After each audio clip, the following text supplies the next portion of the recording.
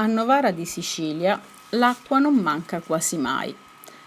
Al mulino Giorginaro, quella del torrente San Giorgio, serve a far muovere l'antica ruota orizzontale dell'unico mulino rimasto attivo al confine tra i Monti Peloritani e i Monti Nebrodi. Fino agli anni 60 qui erano in funzione 14 mulini. Oggi ne resta solo uno.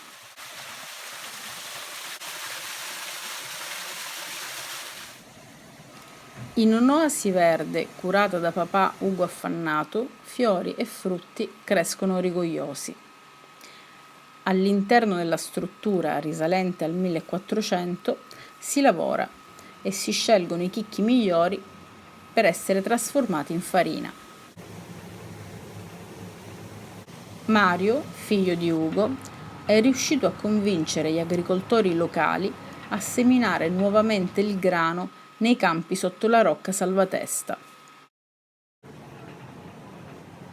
Dopo 25 anni di abbandono, ora si coltivano grani antichi siciliani: Maiorca, Russello, Perciasacchi e Timilia.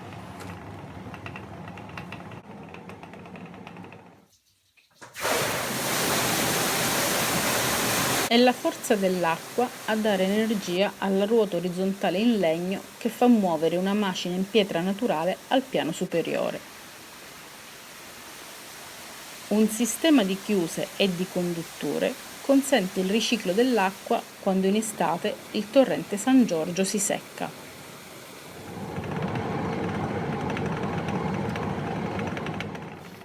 Il mulino Giorginaro usa ancora gli strumenti ottocenteschi e metodi tradizionali per trasformare il grano in farina integrale.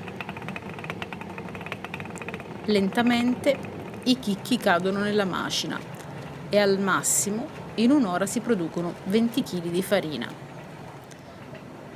Il sogno di Mario è un mulino vivo e produttivo, non un museo immobile da visitare o ammirare. A Novara di Sicilia, chiamata il Borgo di Pietra, circa 7.000 persone all'anno visitano il mulino Giorginaro per conoscere l'antica tradizione molitoria siciliana, un patrimonio che la famiglia Affannato cerca di preservare e tramandare. Il futuro del mulino oggi passa attraverso il turismo. Tra i progetti, quello di costruire un forno a legna che trasformi il grano in pane caldo da gustare, magari con una fetta di maiorchino.